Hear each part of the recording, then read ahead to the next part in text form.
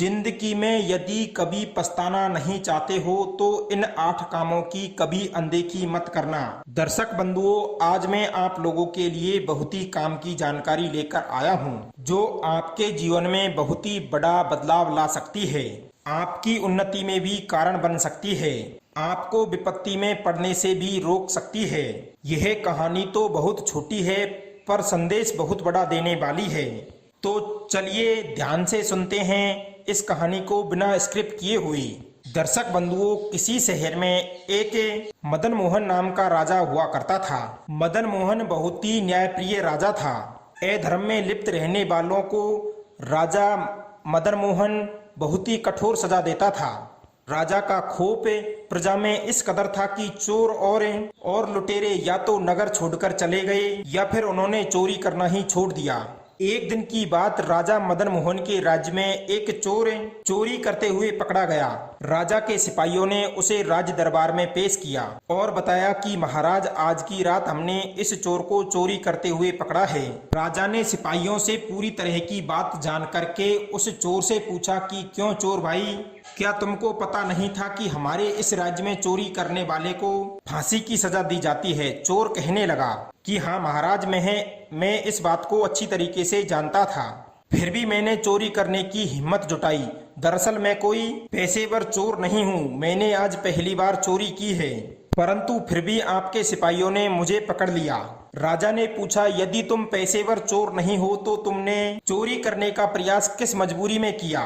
तब वह चोर कहता है कि महाराज, मैं एक बेरोजगार व्यक्ति हूँ और घर से बहुत ही गरीब हूँ। 2 दिन से मेरे बच्चे भूखे थे, मेरे पास उनको खिलाने के लिए कुछ भी नहीं था। मैंने सोचा कि यदि मैं चोरी करता हूँ और पकड़ा गया तो मैं ही मरूंगा, और यदि चोरी नहीं करता हूँ तो मेरा पूरा परिवार भूख से मर जाएगा। मरता क्या नहीं करता। राजा ने कहा, आप बेरोजगार क्यों हो? हमारे इस राज्य में तो एक से एक धनिक व्यक्ति रहते हैं, क्या किसी ने तुम्हें रोजगार नहीं दिया? चोर ने कहा, हे राजन, हमें रोजगार तो बहुतों ने दिया, परंतु क्या करें, हमारी किस्मत ही खराब है। जो कोई मुझको काम देता है वो कुछ दिनों बाद मुझे काम से हटा देता है।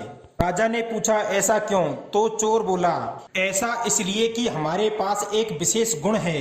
मैं जिस व्यक्ति के यहाँ काम करता हूँ उससे संबंधित मुझे हर रोज सपना आता है और वो सपना हकीकत में बदल जाता है, और वह सपना शुभ भी हो सकता है और अशुभ भी हो सकता है। अगर मैं अशुभ सपने के बारे में उससे कहता हूँ तो वो मुझे काम से निकाल देता है, और मुझ में एक कमी है कि सपने वाली बात को बिना कहे मुझसे रहा नहीं जाता, और आज मेरा यह गुण मेरे लिए अभिशाप बन गया है। लोग मुझे देखते ही काम देने से इनकार कर देते हैं, कहते हैं कि इसे मत रखना, यह आदमी जिस किसी के बारे में अशुभ बातें करता है वो सच में बदल जाती है। पिछली बार एक सेठ ने मुझे काम दिया, मैंने उसी रात सेठ जी के काम करने के बाद रात में सपना देखा कि सेठ जी की स्त्री किसी दूसरे पुरुष के साथ भाग गई है। जब यह बात मैंने सेठ जी को बताई कि तुम्हारी स्त्री किसी अन्य पुरुष के साथ भाग जाए और अगले दिन वो बात सच हो गई, तो सेठ ने मुझे काम से निकाल दिया। अब बताओ महाराज, मैं क्या करूं? परिवार को पालना भी मेरी जिम्मेदारी है। कोई पिता अपने बच्चों को भूखा नहीं देख सकता, इसलिए मजबूर होकर के मैंने चोरी की। दर्शक बंधुओं, चोर की बातें अच्छी तरीके से सुनने के बाद राजा को उस पर कुछ तरस आ गया। राजा ने कहा, देखो भाई, अपराध तो तुमने किया है और अपराध का दंड भी तुम्हें मिलेगा, परंतु हाँ, मैं तुम्हारी फांसी की सजा को कम करके 1 वर्ष का कारावास की सजा सुनाता हूँ। इतना कह करके राजा ने सिपाहियों को आदेश दिया कि इसे 1 वर्ष के लिए कारागाह में डाल दो। सिपाही लोग चोर को ले जाने लगे तो चोर कहने लगा, महाराज, अब तो मैं 1 वर्ष तक आपकी जेल में ही रहूंगा, पर जाते जाते मैं कल रात जब आपके सिपाहियों ने पकड़ा था और मुझे हवालात में बंद कर दिया था, तब मैंने एक सपना देखा था। उस सपने के बारे में मैं आपको बताना चाहता हूँ। चोर के सपने को जानने की राजा के मन में भी उत्सुकता बढ़ चली। राजा ने पूछा, क्या सपना देखा था तुमने?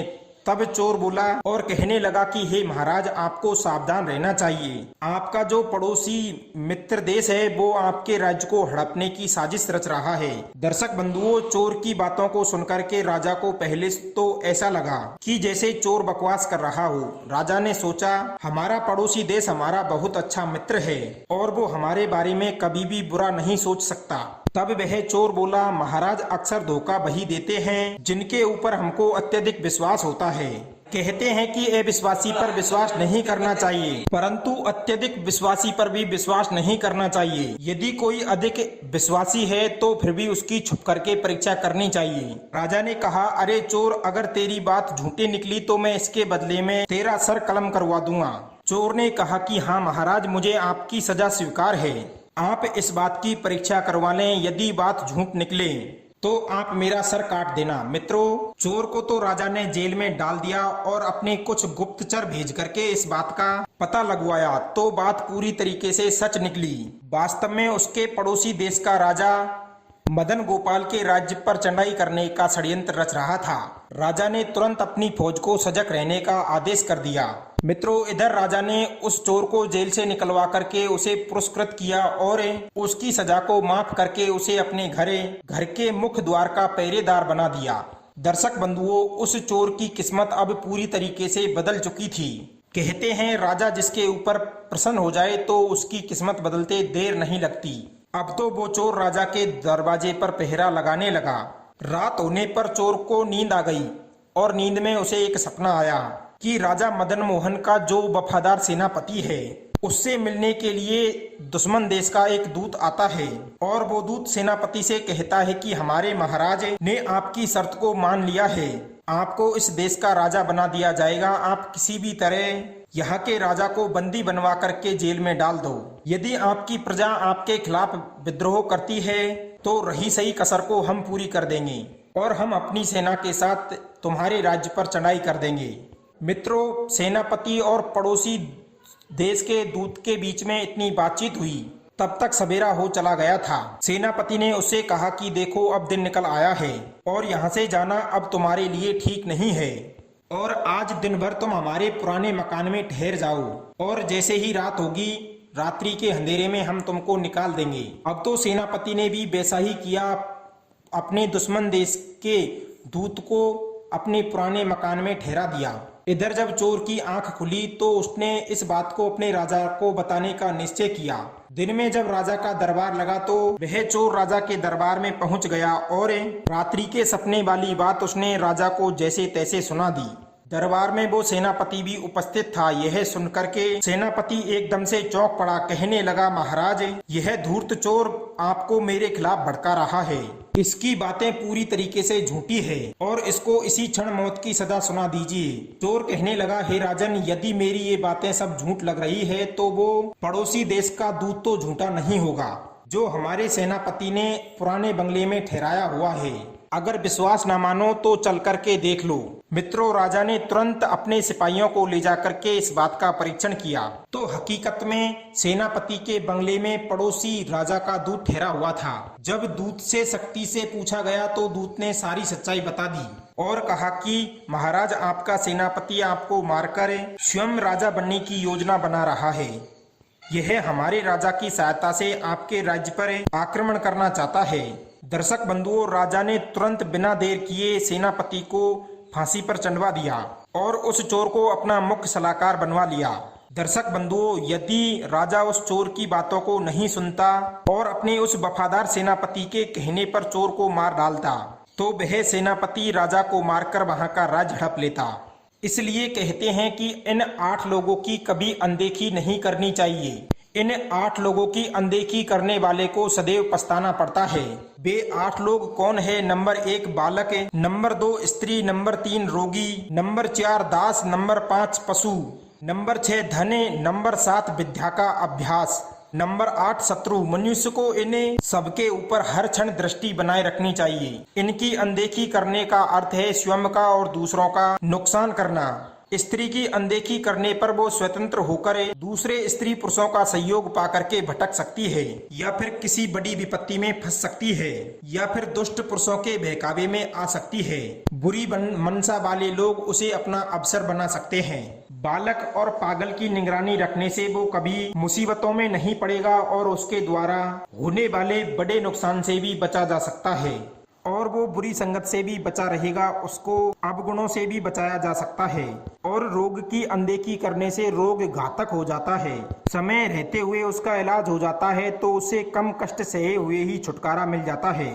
नंबर 4, नौकर की अनदेखी करने पर वो लापरवाह हो जाता है और आपका नुकसान भी कर सकता है। पशु की अनदेखी करने से वो हिंसक भी हो सकता है या फिर किसी खाई खंदक में गिर सकता है। धन की अनदेखी करने से जाल साजिश हो सकती है और चोर और धूर्त लोग उसे हड़प सकते हैं।